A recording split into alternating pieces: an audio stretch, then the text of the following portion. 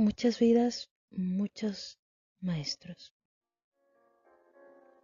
Sé que hay un motivo para todo, tal vez en el momento en que se produce un hecho no contamos con la penetración psicológica ni la previsión necesaria para comprender las razones, pero con el tiempo y la paciencia saldrán a la luz. Así ocurrió con Catherine. La conocí en 1980 cuando ella tenía 27 años. Vino a mi consultorio buscando ayuda para su ansiedad, sus fobias, sus ataques de pánico. Aunque estos síntomas la acompañaban desde la niñez, en el pasado reciente habían empeorado. Día a día se encontraba más paralizada emocionalmente, menos capaz de funcionar. Estaba aterrorizada y comprensiblemente deprimida. En contraste con el caos de su vida en esos momentos, mi existencia fluía con serenidad. Tenía un matrimonio feliz y estable, 2 hijos pequeños y una carrera floreciente. Desde el principio mismo, mi vida pareció seguir siempre un camino recto. Crecí en un hogar con amor. El éxito académico se presentó con facilidad y apenas ingresando a la facultad, había tomado ya la decisión de ser psiquiatra. Me gradué en la Universidad de Columbia, Nueva York, en 1966 y con todos los honores proseguí mis estudios en la Escuela de Medicina de la Universidad de Yale, donde recibí mi diploma de médico en 1970. Después de un internado en el Centro Médico de la Universidad de Nueva York, volví a Yale para completar mi residencia como psiquiatra. Al terminarla, acepté un cargo en la Universidad de Pittsburgh. 2 años después me incorporé a la Universidad de Miami para dirigir el departamento de psicofarmacológico. Allí logré renombre nacional en los campos de psiquiatría biológica y el abuso de drogas. Tras 4 años, fui ascendido al rango de profesor asociado de psiquiatría y designado jefe de la misma materia en un gran hospital de Miami, afiliado a la universidad. Por entonces ya había publicado 37 artículos científicos y estudios de mi especialidad.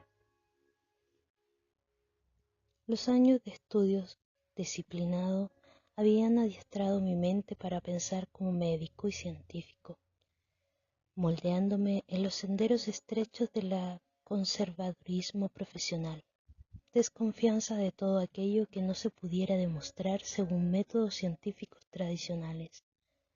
Tenía noticias de varios estudios de parapsicología que se estaban realizando en universidades importantes de todo el país, pero no me llamaban la atención.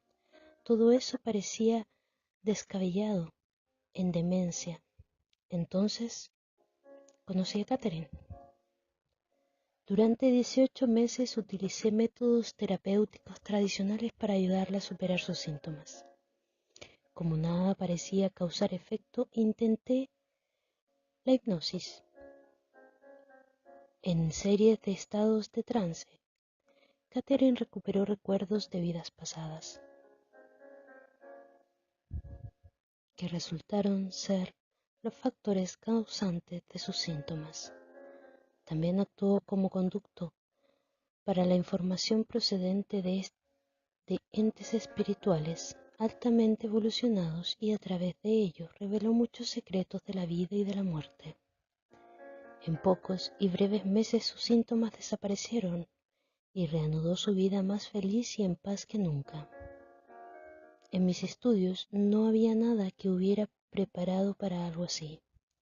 Cuando estos hechos sucedieron me sentí absolutamente asombrado.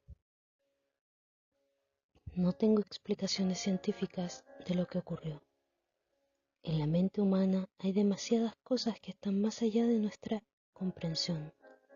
Tal vez Catherine, bajo la hipnosis, pudo centrarse en esa parte de su mente subconsciente que acumulaba verdaderos recuerdos de las vidas pasadas. Tal vez utilizó aquello que la psicoanalista Carl Jung denominó inconsciente colectivo. la fuente de energía que nos rodea y contiene los recuerdos de toda la raza humana. Los científicos comienzan a buscar estas respuestas. Nosotros, como sociedad, podemos beneficiarnos mucho con la investigación de los misterios que encierran el alma, la mente, la continuación de la vida después de la muerte y la influencia de nuestras experiencias en vidas anteriores sobre nuestra conducta actual. Obviamente, las ramificaciones son limitadas, sobre todo en los campos de la medicina, la psiquiatría, la teología y la filosofía. Sin embargo, la investigación científicamente rigurosa de estos temas está todavía en mantillas. Si bien se están dando grandes pasos para descubrir esta información, el proceso es lento y encuentro mucha resistencia tanto por parte de científicos como de los legos. A lo largo de la historia de la humanidad, siempre se ha resistido al cambio y a la aceptación de ideas nuevas. Los textos históricos están llenos de ejemplos.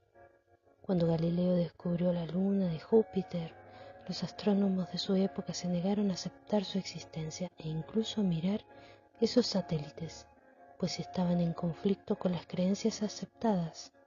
Así ocurre ahora entre los psiquiatras y otros terapeutas que se niegan a examinar y a evaluar las considerables pruebas reunidas acerca de la supervivencia tras la muerte física y sobre los recuerdos de vidas pasadas.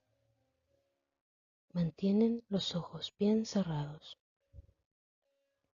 Este libro es mi pequeña contribución a la investigación en el campo de la psicoparapsicología, sobre todo en la rama de que se refiere a nuestras experiencias antes del nacimiento y después de la muerte.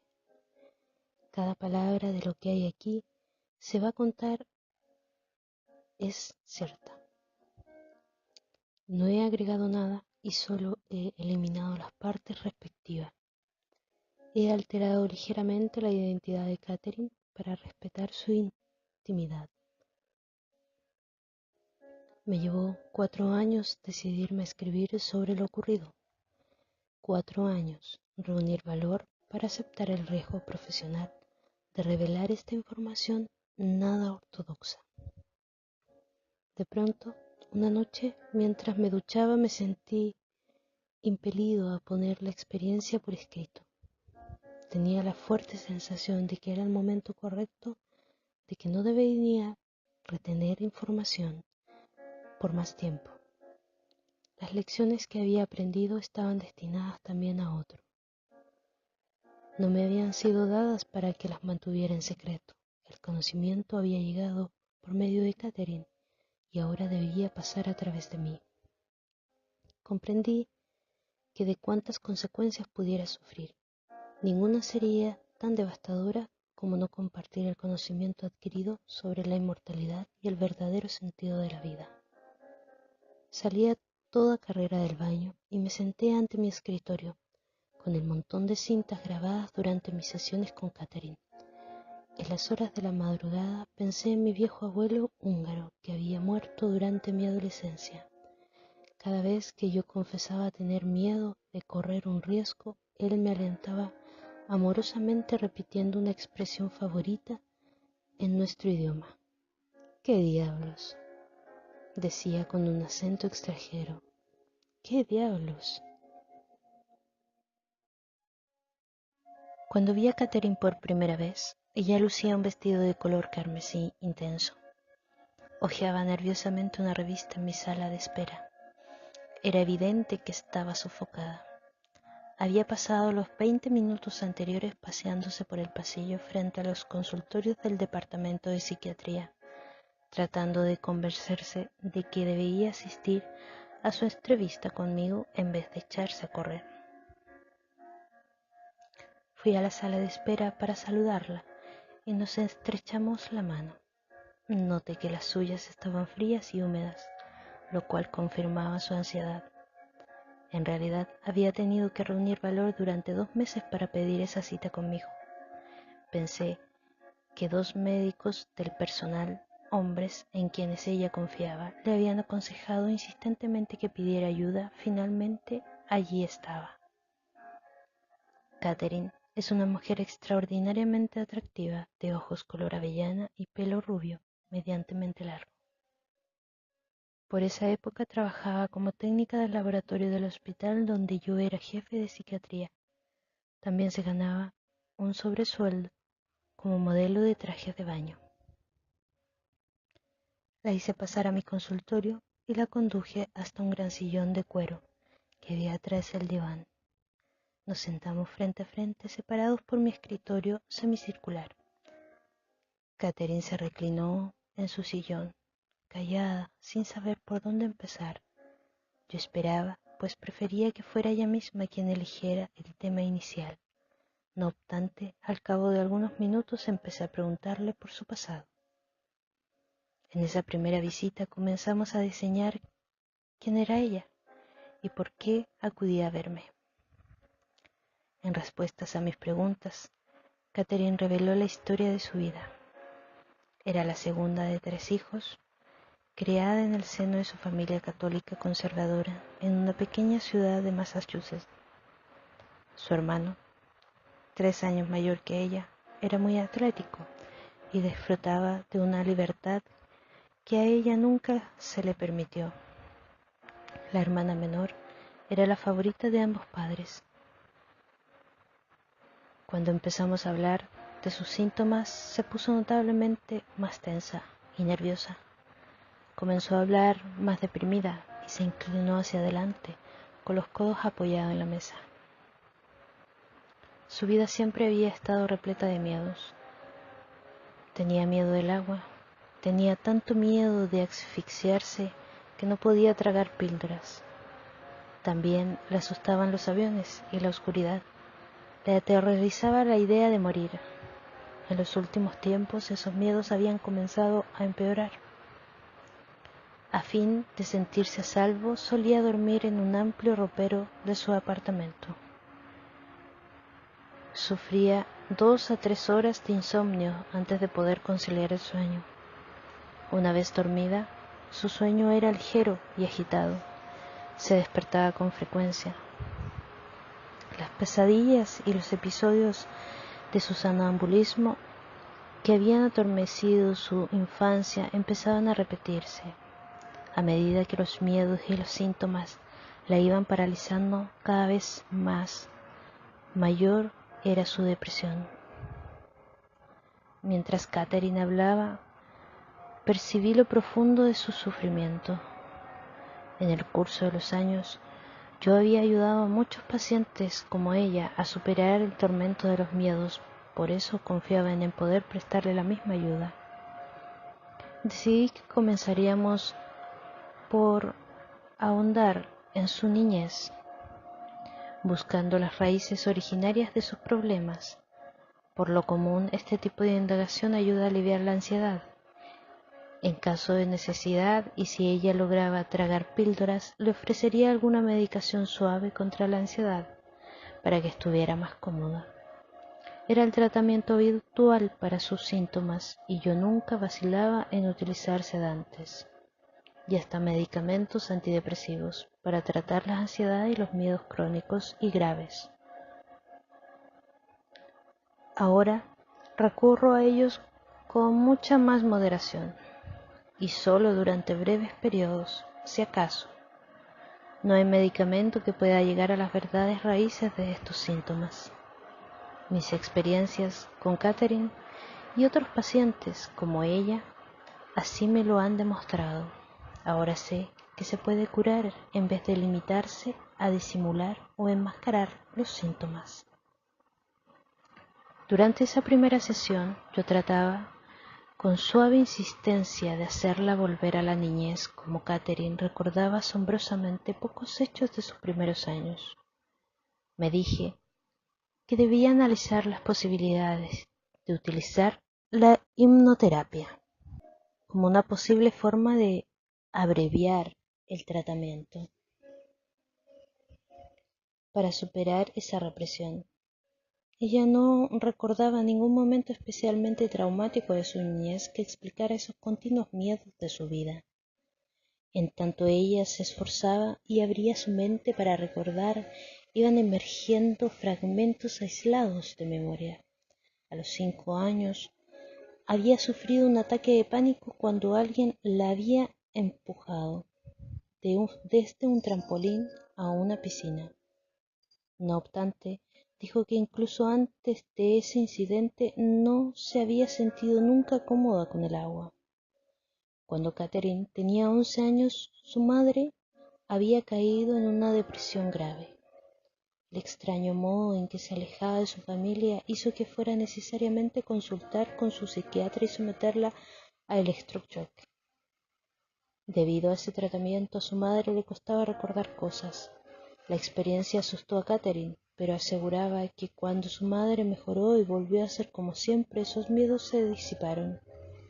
Su padre tenía un largo historial de excesos alcohólicos y a veces el hijo mayor tenía que ir al bar del barrio para recogerlo. El creciente consumo de alcohol lo llevaba a reñir frecuentemente con la madre de Catherine, quien entonces se volvía retraída, malhumorada. Sin embargo, la muchacha consideraba eso como un patrón familiar aceptado. Fuera de casa, todo iba mejor. En la escuela secundaria salía con muchachos y mantenía un trato fácil con sus amigos, la mayoría de los cuales conocía desde varios años atrás. Sin embargo, le resultaba difícil confiar en la gente, sobre todo en quienes no formaban parte del reducido círculo de sus amistades. En cuanto a la religión, para ella era simple y no se planteaba dudas. Se le habían enseñado a creer en la ideología y las prácticas católicas tradicionales, sin que ella pusiera realmente en tela de juicio la verdad y validez de su credo. Estaba segura de que si una era buena católica y vivía como era debido, respetando la fe y sus ritos, sería recompensada con el paraíso, si no, sufriría el purgatorio o el infierno. Un Dios patriarcal y su hijo se encargaban de esas decisiones definitivas. Más tarde, descubrí que Catherine no creía en la reencarnación de hecho. Sabía muy poco de ese concepto, aunque había leído algo sobre los hindúes. La idea de la reencarnación era contraria a su educación y comprensión. Nunca había leído sobre temas metafísicos o ocultistas, porque no le interesaban en absoluto. Estaba segura de sus creencias. Terminada la escuela secundaria, Catherine cursó 2 años de estudios técnicos que la capacitaron como técnica de laboratorio. Contando con una profesión y alentada por la mudanza de su hermano a Tampa, Catherine consiguió un puesto en Miami, en un gran hospital asociado a la Universidad de Miami, ciudad a la que se trasladó en la primavera de 1974, a la edad de 21 años. La vida de Catherine en su pequeña ciudad había sido más fácil que la que tuvo que llevar en Miami. Sin embargo, le alegraba haber escapado de sus problemas familiares. Durante el primer año que pasó allí, conoció a Stuart, un hombre casado, judío y con 2 hijos, diferente en todos los hombres con quienes había salido. Era un médico de éxito, fuerte y emprendedor. Entre ellos había una atracción irresistible, pero las relaciones resultaban inestables y tempestuosas. Había algo en él que despertaba las pasiones de Catherine, como si la hechizara. Por la época en que ella inició la terapia, su relación con Stuart iba por el 6º año y aún conservaba todo su vigor. Aunque no marchaba bien, Catherine no podía resistirse a él, aunque la trataba mal y la enfurecía con sus mentiras, sus manipulaciones y sus promesas rotas. Varios meses antes de su entrevista conmigo, Catherine había sufrido una operación quirúrgica de las cuerdas vocales. afectadas por un nódulo benigno. Ya estaba ansiosa antes de la operación, pero al despertar en la sala de recuperación se encontraba absolutamente aterrorizada. El personal de enfermería se esforzó horas enteras por calmarla. Después de reponerse en el hospital, buscó al doctor Edward Poole. Ed era un baboso pediatra a quien Catherine había conocido mientras trabajaba en el hospital. Entre ambos surgió un entendimiento instantáneo que se fue convirtiendo en una estrecha amistad. Catherine habló francamente con Ed. Le contó sus temores, su relación con Stuart y su sensación de estar perdiendo el control de su vida. Él insistió en que pidiera una entrevista conmigo personalmente, no con alguno de mis asociados. Cuando Ed me llamó para ponerme al tanto de ese consejo, agregó que por algún motivo le parecía que solo yo podía comprender de verdad a Catherine.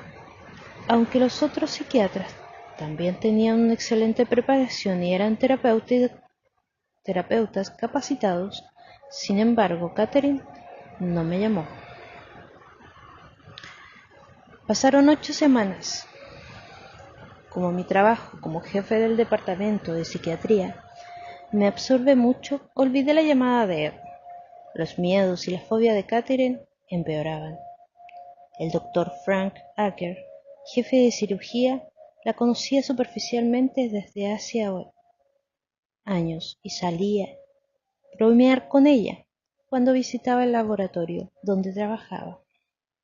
Él había notado su desdicha de los últimos tiempos y percibió su tensión. Aunque había querido decirle algo en varias oportunidades, vacilaba. Una tarde, mientras iba en su coche a un hospital apartado donde debía dar una conferencia, vio a Catherine, que volvía en su propio automóvil a casa cercana desde el pequeño hospital. Siguiendo un impulso, le indicó por señas que se hiciera a un lado de la carretera. «Quiero que hables ahora mismo con el doctor West», le gritó por la ventanilla, sin demora. Aunque los cirujanos suelen actuar impulsivamente, al mismo Frank le sorprendió su rotundidad. Los ataques de pánico y de ansiedad de Catherine iban siendo más frecuentes y duraban más. Empezó a sufrir 2 pesadillas recurrentes. En una, un puente se derrumbaba mientras ella lo cruzaba al volante de su automóvil. El vehículo se hundía en el agua y ella quedaba atrapada, ahogándose. En el segundo sueño, se encontraba encerrada en un cuarto totalmente oscuro donde tropezaba y caía sobre las cosas sin lograr hallar una salida. Por fin vino a verme.